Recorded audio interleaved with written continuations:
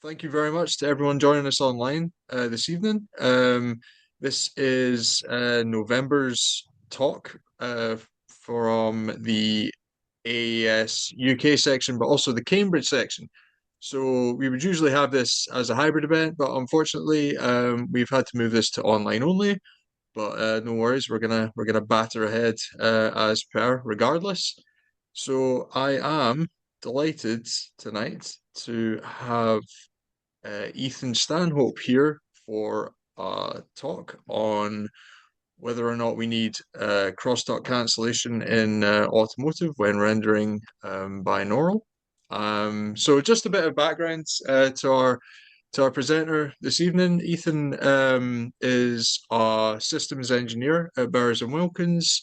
He graduated with MEng from the University of York in, I'm assuming now, electrical engineering with music technology systems. Yeah, you're correct. Um, yeah. He began his career in the research and applied technology department at Meridian Audio Ltd. Um, and It started with his student placement, and then that led to a full time role at Meridian.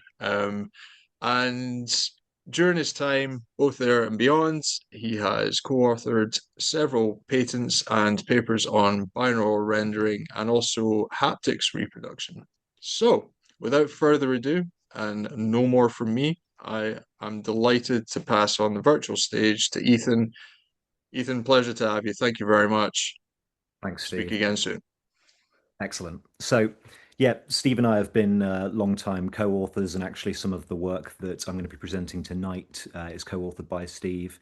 So, I'm going to share my screen, and hopefully now you can see the initial slide for this. And so, we'll kind of get into this talk. So, this is about crosstalk cancellation for binaural playback in vehicles, and a lot of this work stems from a PhD by Dr. Kat Young out of the University of York. So when I was a master's student with Meridian Audio, there was work that was sponsored to continue that PhD work from Dr. Kat Young.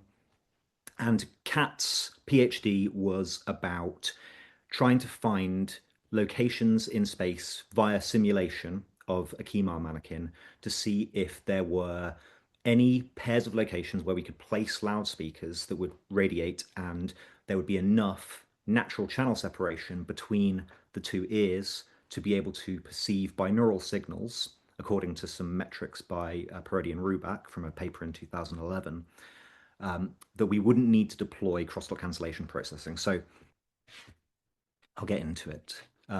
This is the paper that we published back in 2023, and that was at the Huddersfield Convention from the Audio Engineering Society for spatial and immersive audio. So it was myself, Lawrence Hobden, and Steve Oxnard from Meridian. And so if you're interested in some of this work, go and check out that paper. That deals with the natural channel separation metric that I'll be talking about tonight. But tonight I'm also going to be talking about some other perceptual metrics that we evaluated when we were doing this work.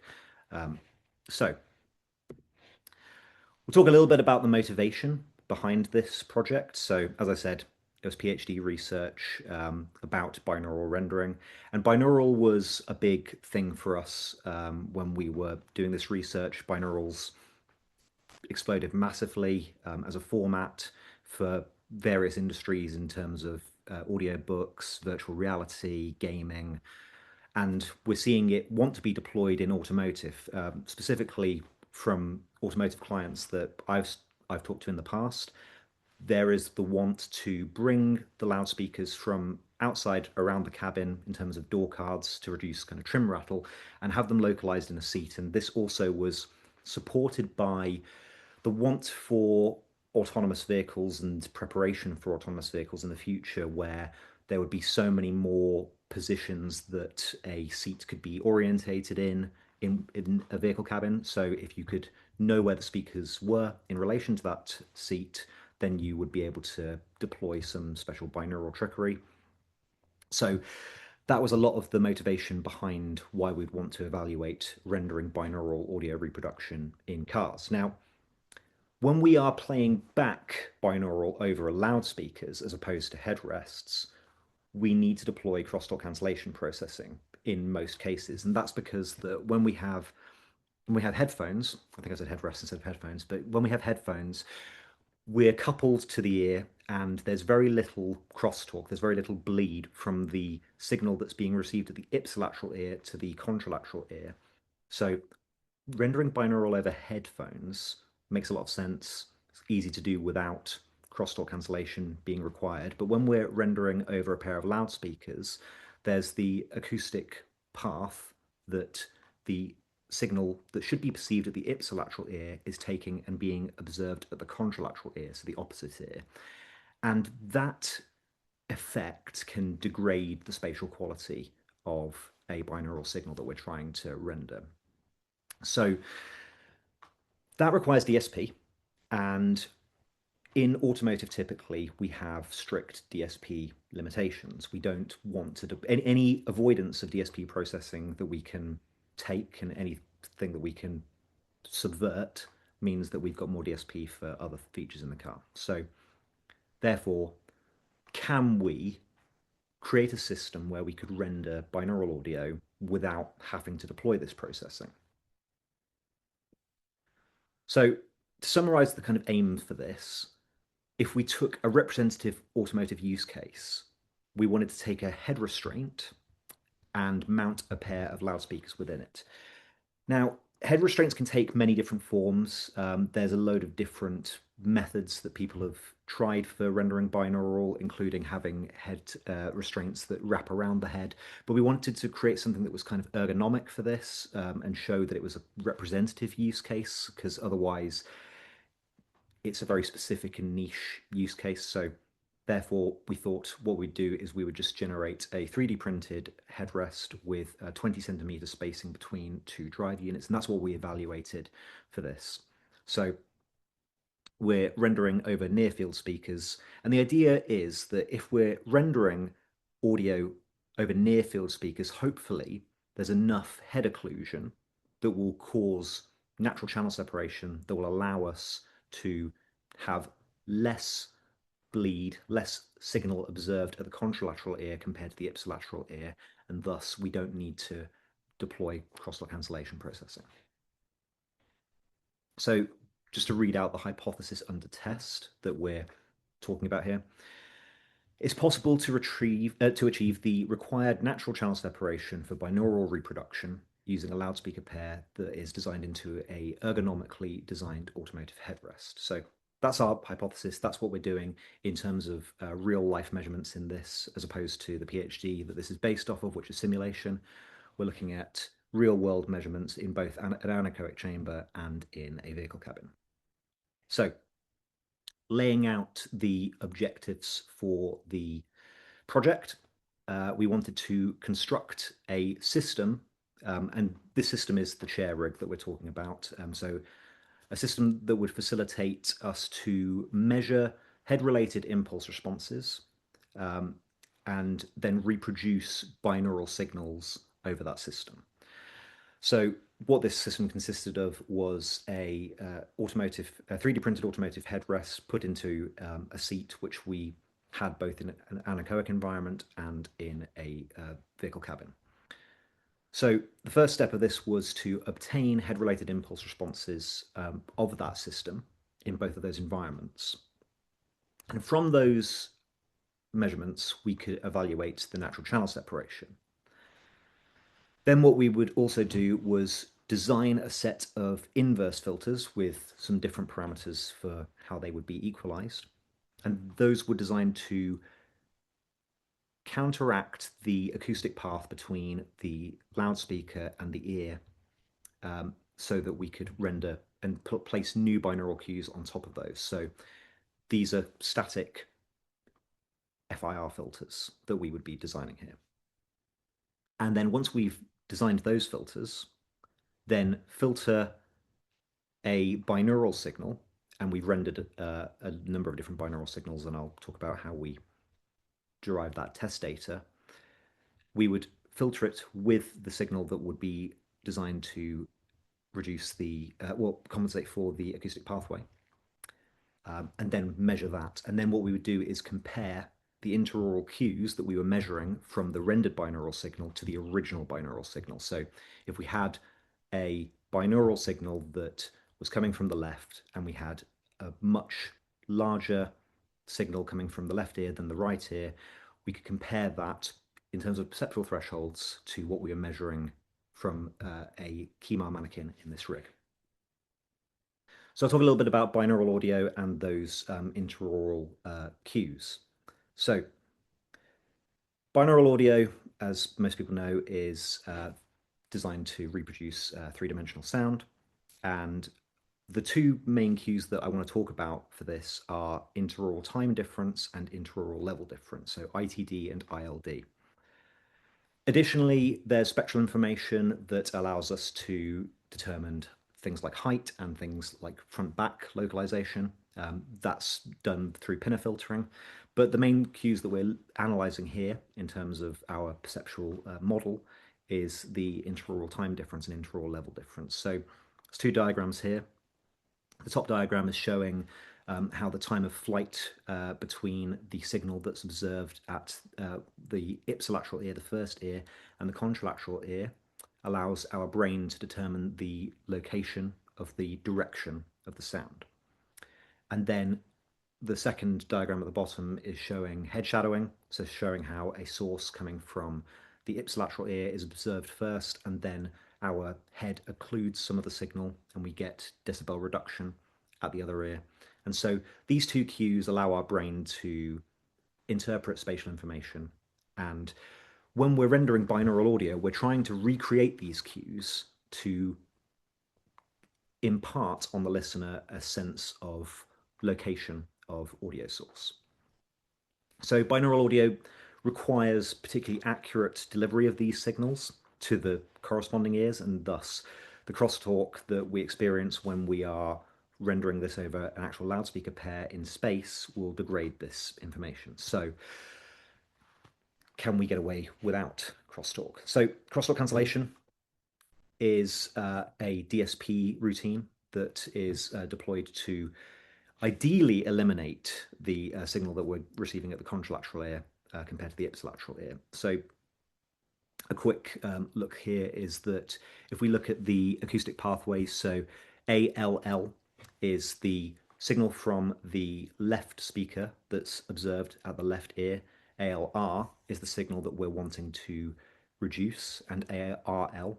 So that's the signal from the right speaker being observed at the left ear and the signal from the left speaker being observed at the right ear. If we can cancel those out using this matrix, and we ideally create an identity matrix here so that we only have the intended left signal from the left speaker arriving at the left ear and the right signal from the right speaker arriving at the right ear. That's kind of the gist of crosstalk cancellation, what the processing does, and that's what we're trying to subvert here. And we're subverting that, or at least evaluating the subversion of that, using this measurement metric. So this is natural channel separation, NCS, and this is a very fancy way of just averaging the bin by bin difference of ipsilateral ear to contralateral ear responses. So it's just a ratio of the intended signal, so for example, the left ear to the right ear or right ear to the left ear, depending on which signal's being rendered. So this is the metric that we're evaluating. Now, Parodi and Rubak back in 2011 did some work on what would be the required decibel ratio to convince a listener of a binaural signal and impart the relevant spatial information. So they found two thresholds.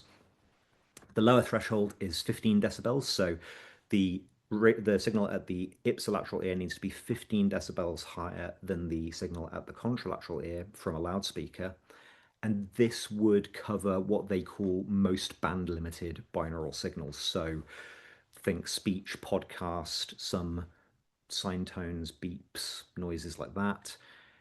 20 decibels, which is the higher threshold, is what they call the requirement for broadband binaural reproduction. So if we're trying to do music and the binaural rendering of music, so for example, when Dolby Atmos is decoded into a stereo stream with binaural cues. This is the requirement that we would need. We would need 20 decibels of separation. So a signal at the ipsilateral ear would need to be 20 decibels louder. So from the Parodi and Ruback paper, that's become our metric of success for this. So there's KEMA very nicely in a anechoic chamber. So we created this car seat test rig, and we had the 3D printed headrest enclosure with 2 drive units, spaced 20 centimeters apart. And then we took measurements using the KEMA mannequin. So the 2 measurement scenarios for this project, firstly, took measurements in an anechoic chamber to validate and kind of transition across from the simulation world to have a similar dead environment to evaluate this in. And then in terms of a car cabin, we wanted a more reflective environment that was more representative of a real use case. So we evaluated over 3 different distances. I've used OTW here, which is a measure that we're calling occiput to wall. And that just comes from the anthropomorphic measures of KEMA. So the occiput is the back of the head, and the wall in this instance is the surface of the head restraint that we're measuring against, where the loudspeakers are embedded in. So according to highway safety, some highway safety manuals that I stumbled upon, 7 centimeters is the largest good distance for where your head should be from a head restraint. So that is the maximum distance that we actually evaluated in here. So we just did 3. I don't think that many people have a 7 centimeter difference between the back of their head and a headrest, but that's what we've got to go on in terms of logistics and actual data, and I wanted to justify everything in this project. So that's the reason that we've got 0 centimeters to 7 centimeters. And again, 0 centimeters, which is touching the headrest, is not particularly representative of a use case, but it's useful to know if having actual contact with the headrest creates enough occlusion to render enough natural channel separation to not require crosstalk cancellation. So what we did was render exponential sine sweeps over these headrests, recorded those, evaluated the natural channel separation from those, and then used those recordings to create inverse filters in a number of different methods, which I'll explain in a minute, to compensate for the acoustic path between the loudspeaker and the ear that's observing it. And the ear that's observing it in this instance is KEMA's ear with a microphone inside. So ipsilateral inversion is the kind of method that we use to equalize these acoustic paths. So we designed 3 different types of compensation filter. I'm going to call these a strict filter, a smooth filter, and then a spatially averaged filter. So the motivation behind the third one, which is the spatially averaged filter, is to have a non-informed one-size-fits-all solution. So what this was done was it's taken from averages from the SADI database from University of York, and the binaural cues for where the loudspeakers would approximately be for a 20 centimeter headrest, assuming known occiput to wall distance. What we did was we took averages of those HRTFs and then designed an inverse function based on that. It didn't work, but it was useful to try to see if that would be a good method of equalizing this. In version 1 and in version 2, both of these methods of inversion are carried over from the PhD that I mentioned earlier.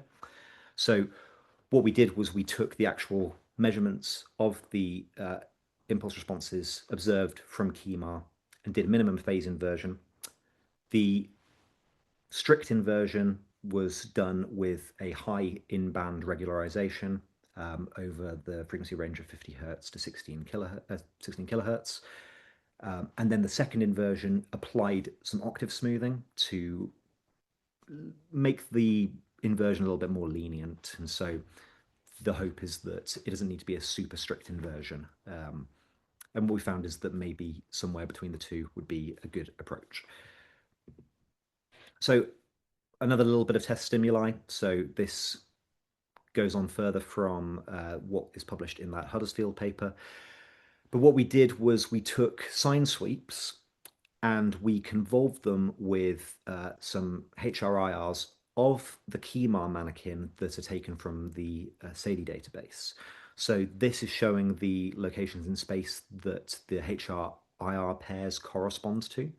And then we took those sine sweeps, filtered them with these, and then they were played back over the head restraint with the equalization filters applied to correct for the acoustic path. So the idea is that we have stripped away the HRIR data, the locational data of the headrest observed at the ears, and now we're imparting new data specifically for KEMAR. So this work would assume that the HRIRs are corresponding to the individual under test. For us, luckily, we have data of KEMAR, and thus we can create binauralized content for KEMAR that would therefore correspond to what we would be measuring. So how are we doing evaluation? So yep, recording sweeps over those headrest drive units, then running a deconvolution, getting the HRIRs, converting them to HRTF, so head-related transfer functions, computing natural channel separation for each of the distances, so 3 distances in both in-vehicle and in anechoic conditions, and then looking at the interaural time difference cues, interaural level difference cues of recordings of the spatialized test files, and then mapping those to perceptual units in terms of just noticeable difference. So in terms of just noticeable difference, the just noticeable difference for interaural time difference is 16 microseconds in this square at the front of this perceptual model. 1 JND for the interaural level difference cue is 1 decibel. So that's, in terms of just noticeable difference, that's what we can tolerate in terms of leniency for the actual cue and what we're observing. So if it's within 16 microseconds, we should be able to be interpreting it as the same interaural time difference cue. Now, that just noticeable difference is not consistent across different regions of this sphere of interest. So the sort of 360-degree view around the listener. And this is taken from Kat Young's PhD, in that there are different zones of multiples of just noticeable difference. And so what we're doing is we're comparing those binaural test files from earlier, that isohedron that we were seeing of different locations in space that we're measuring, and we're comparing that to this sphere, and the tolerance increases as we go around the sphere because our ability to localize and our tolerance for the interaural time and level difference cues diminishes as we get further from our frontal hemisphere and the location in which we're looking, which makes a lot of sense in terms of our evolution. We are kind of evolved to understand what's in front of us and what we're seeing. So now what we'll do is we'll actually go over the results of this work. So first of all, I want to talk about what happened in the anechoic chamber. So the good news here is that we're seeing that when we've got the occiput to wall distance of 0 centimeters, so that's when the back of the head of the KEMAR mannequin is touching the head restraint, we are quite considerably exceeding that 20 dB threshold that was mentioned by Parodi and Roux back in 2011. So if we're going by that metric over the 2 different bandwidths that they calculated for their measures, which are 200 hertz to 8 kilohertz and 200 hertz to 16 kilohertz, over both of those frequency ranges, we're getting above 20 dB of separation. So that's really encouraging in a non-reverberant environment. We're finding that we can actually render binaural signals according to this metric. When we have a 3.5 centimeter distance between the back of the head and the headrest, you see that that natural channel separation value falls off quite dramatically. But the good news is that from the 200 hertz to the 16 kilohertz version, we are actually exceeding the smaller value. This is kind of encouraging though, because even though that we are having a rapid fall off, it is kind of implied through this that somewhere between 0 centimeters and 3.5 centimeters, there's some leniency where we could theoretically render some band limited binaural signals. But in terms of the hypothesis that we're testing, we've already kind of shown through just this result that it's theoretically possible. A there is a pair of speakers where you've got a head and we can render binaural signals with enough natural channel separation to not require crosstalk cancellation processing. However, that that circumstance is incredibly limited because it's in an anechoic chamber, it's in a non-reverberant environment, and the head is touching the headrest, which isn't particularly representative of most use cases, but still encouraging nonetheless. So let's continue through the anechoic chamber results and let's look at the delta ITD, so the difference in interaural time difference Q. So unfortunately, the second inversion method, so the more relaxed inversion method, and the spatially averaged ipsilateral inversion method, the third method, which was the kind of agnostic approach, both of those don't meet the criteria in terms of the just noticeable difference threshold. So this is delta ITD rather than ITD plots, and it's mapped in just noticeable difference. So what we can see is that if we're taking, this is distance or difference in interaural time difference from the expected value for each of these pairs of HRIRs to what we measured. And so in version 1 just meets all the criteria. So it kind of further supports what we were seeing with our occiput to wall distance of 0 measure for the natural channel separation. We're seeing it kind of further confirmed here that the interaural time difference Q all falls within perceptual thresholds. So it further reinforces that we should be able to recreate binaural signals in an anechoic environment. Moving on to interaural level difference, again, we're seeing that the first inversion method all fall below the perceptual thresholds as they increase for different areas around the sphere. This is the same case. This is the occiput to wall distance of 0 centimeters. Now, in version 2 and in version 3, the lax version and the spatially averaged ipsilateral inversion method both fail, but the first hardcore inversion method does work. Then if we go and discuss the other distances that we measured for occiput to wall, looking at interaural time difference, it's actually quite encouraging to see that in terms of interaural time difference, that 3.5 centimeter value that we saw was meeting the lower threshold for binaural reproduction. We have both inversion method 1 and inversion method 2 both falling within the perceptual thresholds. So that's really encouraging. That means that at least for inversion method 1, we are hitting interaural time difference and interaural level difference thresholds for just noticeable difference. It falls over at 7 centimeters, but that's kind of to be expected because we looked at that natural channel separation value at 7 centimeters and it doesn't meet the requirements for either the broadband binaural reproduction or the band limited binaural reproduction thresholds.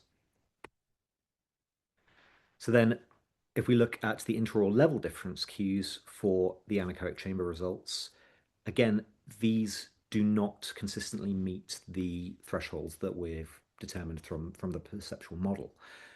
This isn't particularly surprising because the other two values, the other two distances for occiput to wall, do not meet that broadband 20 dB threshold for binaural reproduction. And that's kind of supported here. What these delta ILD values are actually representing is the entire frequency spectrum that we evaluated, which was a sweep from 20 hertz to 20,000 hertz. So if we were to analyze it over a smaller period, maybe like over a smaller bandwidth, maybe we would see these fall within the actual perceptual thresholds. But in this test, to make it fair, to evaluate over the entire frequency spectrum and evaluate the same interaural level difference Q, we're seeing that they fail. But that corresponds to what we were seeing in the natural channel separation metrics from earlier in the anechoic test. So to kind of summarize the results of the anechoic chamber, when we have that occiput to wall distance of 0 centimeters, we are finding that all conditions that we're testing for rendering broadband binaural reproduction are being met. So that is interaural time difference Q falling within just noticeable difference ranges, interaural level difference Q falling within those ranges, and natural channel separation exceeding that 20 dB threshold over a frequency range of 200 Hz to 16 kHz. At the maximum good distance that we evaluated, that 7 centimeter distance, there the conditions are not met. And we've kind of got a pseudo success category at 3.5 centimeters because we're seeing some indication that band limited binaural reproduction would be feasible. So encouraging in terms of anechoic results. Hopefully we can see that from 0 centimeters to 3.5 centimeters, somewhere in that region, we should be able to at least render band limited binaural signals in terms of both convincing from the time difference Q and natural channel separation in a band limited sense. So let's move on to the vehicle cabin results. So unsurprisingly, the reflections caused by a vehicle cabin massively degrade the natural channel separation metric that we're evaluating. But the great news is that we are seeing the natural channel separation exceed the 15 decibel threshold that was mentioned by Parodi and Rubach. So again, this is only being met for an occiput to wall distance of 0, so not the representative use case, but there is a position where with this particular headrest in real life, in an actual in situ environment, we can render binaural signals in a band limited sense according to that metric of success, that threshold. So it's really encouraging to see that even though we're degrading our natural channel separation value from an anechoic environment to a reflective environment, we're getting the metrics that we would hope to see. And that's happening over both of the frequency ranges that we evaluated, so the 8 kilohertz limit and the 16 kilohertz limit. Every other location under test here failed. There's maybe a slight distance that would still meet the success criteria, but we are running very close to that 15 dB threshold in here. But there's encouraging things to take away from this, is in that maybe we could look at dampening further. It's a super reflective environment, but with the right conditioning. I'm not saying that you can condition a car that well to get it to an anechoic environment, but if we're somewhere between a car and an anechoic environment, theoretically, with this particular headrest, you could render binaural. So let's now just continue and look at the same interaural time difference and interaural level difference thresholds in terms of the perceptual metrics in the vehicle. So encouraging for the 0 centimeter occiput to wall distance. So in this vehicle cabin measurement, both of those inversion methods 1 and 2, the interaural time difference values are falling within the thresholds. And that's, again, encouraging because what we're evaluating in terms of natural channel separation is level difference, and we're seeing time difference here also meeting the criteria. So if we're getting both time and level difference for a band limited sense, then it's encouraging to think that we may be able to convincingly perform some psychoacoustic trickery and make our ears think that things are coming from locations that they're not coming from. In terms of interaural level difference, this is kind of consistent with everything that we've seen so far, in that the interaural level difference cues are not meeting the just noticeable difference thresholds across the sphere. And again, it kind of corresponds to what I was saying earlier in the anechoic land, is that the level difference Q is being evaluated over the entire frequency spectrum, not the band limited frequency spectrum. And we're hitting the threshold for band limited reproduction. We're not hitting the threshold for broadband reproduction. So therefore, it's kind of corresponding with what we would expect to see. If we were to evaluate this interaural level difference Q over a smaller bandwidth, maybe we would see it fit within all of the just noticeable difference thresholds. But alas, we're not seeing that here. And then just to kind of complete the data, the interaural time difference Qs, there isn't a success criteria for the other occiput to wall distances that were tested in the vehicle. And again, consistent with what we're seeing in natural channel separation land, because we're only seeing it succeed for the occiput to wall distance of 0 centimeters. So 3.5 centimeters and 7 centimeters, we're not hitting the interaural time difference Q. And then same again for interaural level difference Q, we're not hitting those values. So all three different inversion types don't fall within the just noticeable difference thresholds. But to conclude, for both the anechoic conditions and the vehicle conditions, what we saw in anechoic land is that the prerequisites for broadband binaural reproduction are met when we have the head touching the head restraint. So that occiput to wall distance is 0. And we're also using specific inversion filters to correspond to accommodate for the acoustic path between the loudspeaker and the ipsilateral ear. So it's a specific set of circumstances, and if this was deployed with some kind of head tracking, which again kind of eliminates the benefit of removing crosstalk cancellation processing, we can see that we don't need crosstalk cancellation. I'm not advocating for head tracking there. It's one of these things where we would need to find a good way of creating a inversion filter that was strict enough to eliminate the cues that we're trying to accommodate for in an acoustic sense. Then if we look at the interaural time and level difference cues, we can see that the just noticeable differences, those thresholds that we defined from that perceptual model, are met. So just reiterating what I said earlier in terms of anechoic, we found that there is a location in space for an occiput to wall distance of 0 where we're meeting all of the criteria, which is great. If it works for one space, it could work for other spaces. Then if we take this to in situ in a car cabin, what we can find is that binaural reproduction may be feasible, but only over a specific bandwidth. So in terms of the band limited sense, and that's according to the Parodian-Ruback metrics that we were looking at. And also that's supported by the interaural time difference cues that we're observing when the occiput of the Kimar mannequin is touching the head restraint. So that's good news. That's showing that we've got both a time cue and a level cue that are meeting some thresholds that have been defined by prior work. So in terms of in an anechoic sense, we can prove that it works according to some of the strictest senses of testing the metrics.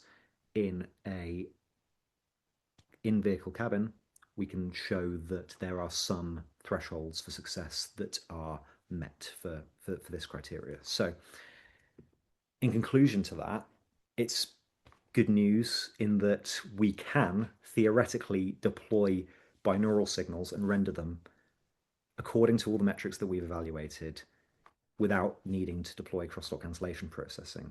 That doesn't mean that we should avoid using crosstalk cancellation processing.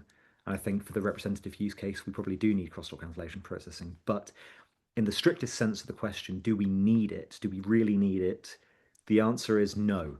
If your car headrest is in an anechoic environment, in a nice anechoic chamber, and you have the correct ipsilateral inversion filters that are in a strict enough sense to calibrate for the acoustic path between a loudspeaker and your ear. So thank you guys for listening. If you are interested in the work, the paper is available on the Audio Engineering Society e-library. This was published in 2023 at that Huddersfield convention. And I'm happy to take any questions now. I'll stop screen sharing. Thank you. Wonderful stuff, Ethan. Thank you very much indeed. I'm assuming that I can be heard at this moment in time. I can hear you, so that's good. Oh, that's brilliant. Okay, well, thank you again. Really appreciate that talk for tonight.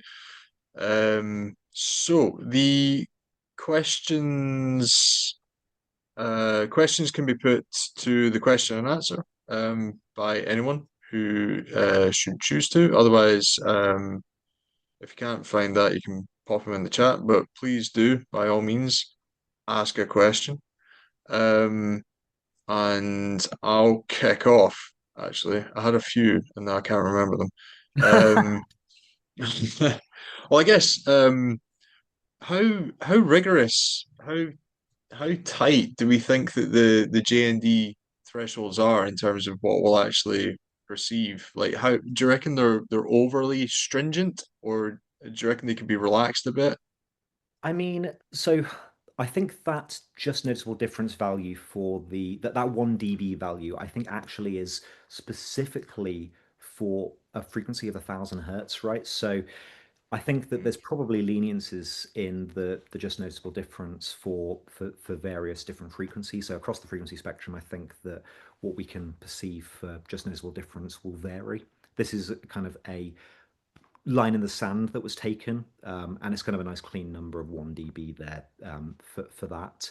But yeah, I think So that the so tolerance. both J&Ds, both the level and time are given at 1 kilohertz. I'm I don't 100% recall if the time one is 1 kilohertz. I don't think the time one's 1 kilohertz, but I'm pretty sure the level one it was Yeah. measured from 1 kilohertz, and it's other literature, and I think all of this intraoral time and level difference mapping was followed on from the PhD from CAT. So it's kind of continuation of those metrics that were the simulation stuff was evaluated against.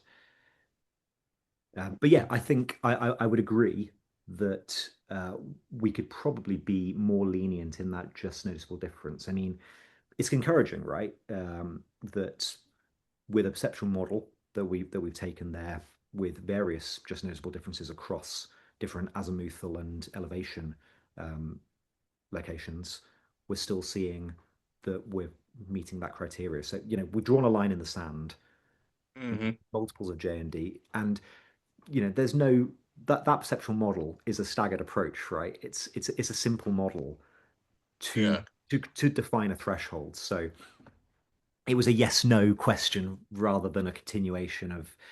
So yeah, I think that we could tweak that. We could look at um, the perceptual criteria, and I think maybe more research needs to be done into what is that just noticeable difference for every single cue, right? There's so many things to evaluate for intraoral time and level difference over the whole frequency spectrum, and even time difference is gonna depend on frequency Yeah.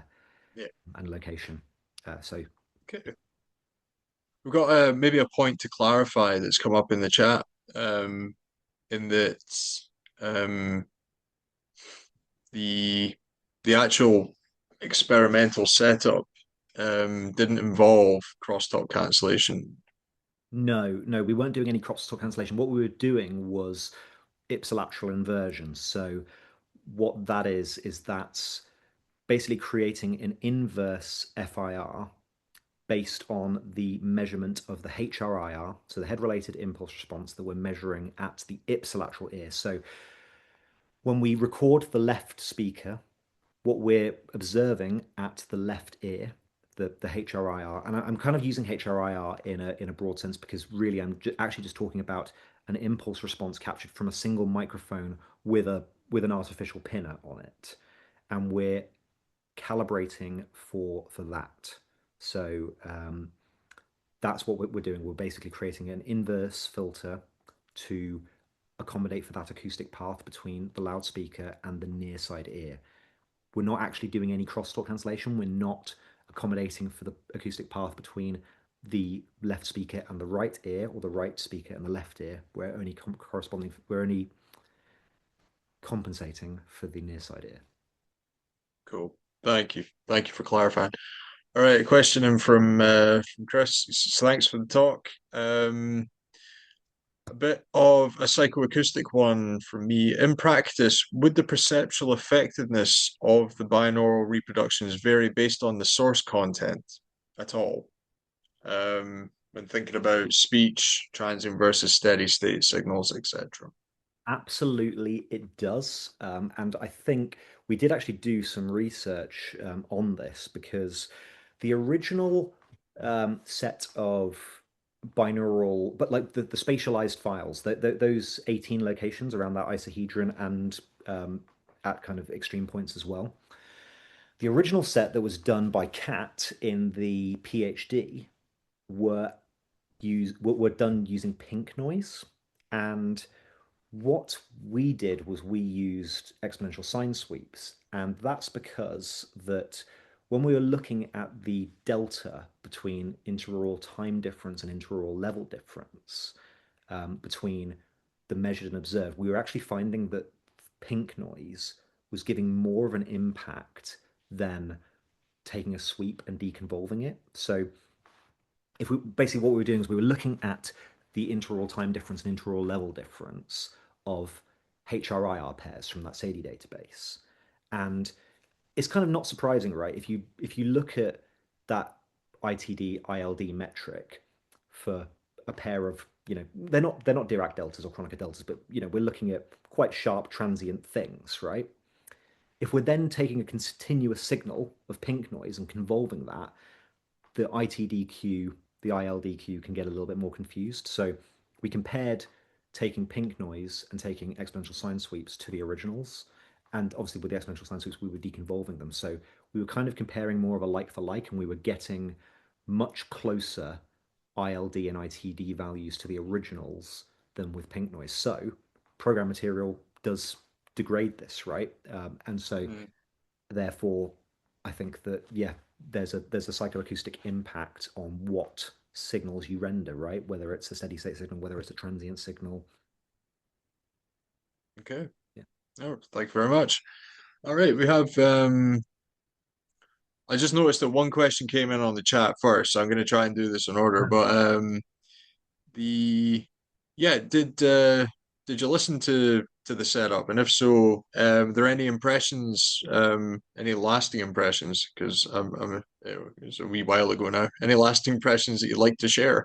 I don't think we actually listened to this rig, and that's because a lot of this work was done in COVID, and also we have like the measurements were taken during COVID. So we were actually going to do two. We were going to. I don't know if you remember this, Steve. We were going to do a Neumann KU 100 as well, and then Yeah. lockdown I think got announced just after we completed the KEMA measures. So a lot of this work was written up during the pandemic. So shows quite a while ago that we actually covered a lot of this stuff. But no, I don't think we ever listened to the exact rig, and that's also because the ipsilateral inversion things were measured for a specific set of ears, right? The Kemar ears. So, and what we were seeing, right, is that using the ipsilateral inversion methods that were not generalized, that were specific to Kemar, were the ones that were most effective. So if we'd taken something from the SADI database and done something a little bit more generic, it probably wouldn't have really worked. We probably wouldn't have actually got that natural channel separation that we required. So what would be a more fun thing to do is to put some microphones in our ears and sit in the rig and re-record it, right? Yeah, Yeah. the blocked metis approach. Yeah, but Cool. yeah, didn't actually listen to, to the rig, Yeah. which is a shame. I think like we have listened to sort of some similar things, but that exact rig never actually been listened to. Um, Mm. but yeah. Yeah. Okay. Cool.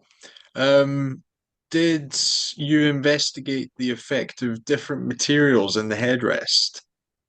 No, we didn't look at different materials. So we just took a representative head restraint.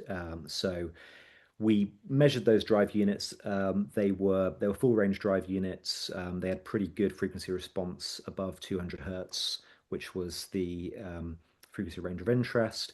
And they were put behind. Actually, I think we didn't we didn't put any materials in front of them. I don't think that they had a leather cover. I think there was a leather cover made with perforations, but we didn't use it for this test.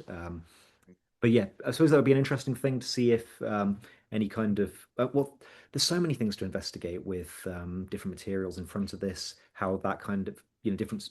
but both in terms of materials in front of those drive units and in terms of what those materials, what the material the drive units is made of, the directionality of the drive units could change so much. So, Yeah, we've taken one specific evaluation of a specific drive unit in a specific headrest enclosure. It's, an incredibly, it's almost lucky, right, that worked out. But there's so many different ways that we could have taken this and could have evaluated more. So there's so much more room for this. yeah. It was quite funny. I was using our old friend ChatGPT to look at headrest research that's been done, and this paper was the one that came up first. That's that. So I encourage more research to be done on this with different drive unit configurations, different materials. I feel there might be something, cookie scraping related going on there. You never know. Yeah, All right. it's flattering me. Is so we have a general question. Is the science behind ITD and ILD based on free field assumptions? I believe it is. I think I believe it is. But don't quote me on that. I'd have to go and double check. I think But everything's kind of directional, regardless of whether it's in a room or in anechoic. So yeah, um, it all, I mean, the theory, um, I mean that the theories, it, you know, predates me, right? It's the a sort wee of bit. the sort of interaural time and level difference theory's been around for a while. But yeah, I think from memory, it is based on free field assumptions. Um, I I think I think there's um for for some for every event that happens around us, I think ITD and ILD can come into play. So I don't think I think it's like kind of agnostic to environment. Um, because if you get direct sound from somewhere and a reflection from somewhere else, you're going to hear those things, and it's going to build you up an impression of space. Yeah, yeah. I But I suppose that's when, like, the environment, does the environment degrade the quality of those cues, right? Like It having. can do, yeah, depending on the sound source. I mean, trying to localize a sinusoid in a big Mhm. reflective room is incredibly difficult.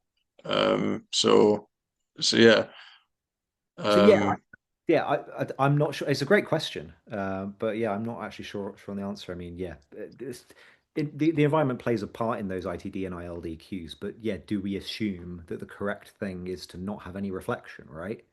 For Because if you look at like the interval time and level difference based on like the simple spherical head model, right? That's going to be assuming there's no reflections, right? Other than mhm. head occlusion. It's just yeah, I guess it's just a case of how delayed a sound is from one ear to the other and how different it is in terms of level. Yeah, But yeah, when you think, I guess when you think about a simple model on a bit of paper, yeah, you don't really think to include a room or reflections or anything like that. But I think I think it's all the um the theory stands in any environment. exactly. Yeah, But things become confusing when you get diffusion and dense reflections, all that kind of jazz. exactly. Um, But that does help us did localize, right? So yeah, yeah, or determine how big a space is and all exactly. yeah. Um, so uh, did you compensate for the Fourier transform of the exponential sine sweep, or did you assume it is flat? I believe that the inverse filter that was designed alongside the exponential sine sweep accommodates for its frequency response, but it was definitely flat in the passband of interest. This is the actual method used. I mean, we could say it's the Farina method, but actually if you want to check it, I believe that it's from a MATLAB toolbox that was published by a group called Oigo Sound, and I think it's on the MathWorks file exchange. If you want to look at how that was generated, but yeah, generated over, I think it was generated from 20 hertz to 20,000 hertz. So, we're flat in the past because remember the maximum kind of range of interest was 200 hertz to 16 kilohertz that we were looking at for these, and that's only following on from Parodi and Rubac. So it was definitely flat in the passband of interest. So to answer your question, You usually find that the inverse filter has the magnitude compensation on it for spending more time at lower frequencies than high frequencies. So yeah. cool. So we have a question: is what? Pardon me. What binaural recordings did you use for reference? Um, Given that we didn't really listen to anything. Well, I mean, in terms of the binaural signals that we synthesized for this, what we did is we took, I think I maybe didn't explain it particularly well, but so that isohedron map that we looked at earlier, those locations around the listener were taken from the SADI database. So we took HRIR pairs at those locations from SADI of Kemar. So it was the first. I think that's the first entry in SADI is a measurement of Kemar, and we took those and then convolved those with the synthesized exponential sine sweeps, and that was what was used as the kind of stimuli to be deconvolved and be analyzed. So those were the binaural signals. We synthesized them ourselves from a combination of SADI HRIRs and the monophonic sine sweep from 20 hertz to 20,000 hertz. All right. Any more for any more? Last chance for questions. Oh, just while we wait to see if anyone comes up with anything else that they would like to ask, I have a quick notice to make, and that is that the elections for the AES UK Section Committee 2026 are going to be open in a couple of days. So everyone that's eligible to vote should receive an email invite to cast said vote for the position of vice chair and also the ordinary members. So you'll see full details on the ballots when you receive the email. So yeah, please do vote. It's really important. And we'd like to get a decent vote turnout. So do look out for it. And it looks like Ethan, you're off the hook now. So all questions have been asked. Oh, we have one more. Um, how much channel separation or lack thereof is typically observed without any processing? What's the baseline? That's a good question. That is a good question. And I think that kind of depends on, I mean, it's a very difficult question to answer because it depends on the location of those loudspeakers, right? Because it's like what's being played? Is that a monophonic source like played directly in front of you? Is that played directly behind you? Like there isn't really a baseline. It's more of a an off-axis transducer playing that signal. Um, Hopefully, we get enough separation there. Like we hope that there's enough decibel difference between our ipsilateral, because we have to assume that there is an ipsilateral ear and a contralateral ear here, right? If we were to have something directly in front of us or directly behind us, perfectly in between our two ears, we would assume 0 dB of natural channel separation, right? Because we are observing the exact same signal at the left. Well, it's so unlikely to happen, right? But there's a possibility. Let's call that the true baseline, right? That it's directly down the middle of you, one source, perfect radiator, and you're getting Uh, exactly the same signal at the left and right ear. So therefore, I'm going to say zero, right? 0 dB of natural channel separation.